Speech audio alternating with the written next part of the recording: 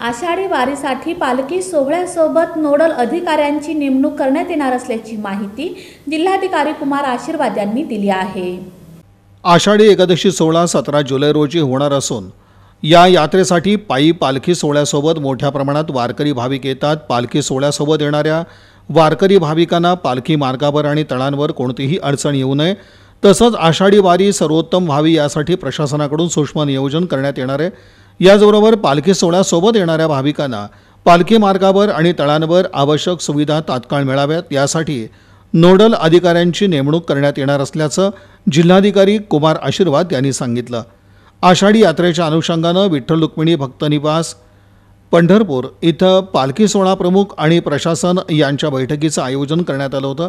यावेळी बैठकीस मंदिर समितीचे सहअध्यक्ष गहिनीनाथ महाराज औसेकर, मुख्य कार्यकारी अधिकारी मनीषा आभाळे, जिल्हा पोलीस अधीक्षक शिरीष सरदेशपांडे, अप्पर जिल्हाधिकारी मोनिका सिंग ठाकूर, अप्पर पोलीस अधीक्षक प्रीतम यावलकर, प्रांताधिकारी सचिन इतापे, सदाशिव पडदुणे आदींची उपस्थिती होती।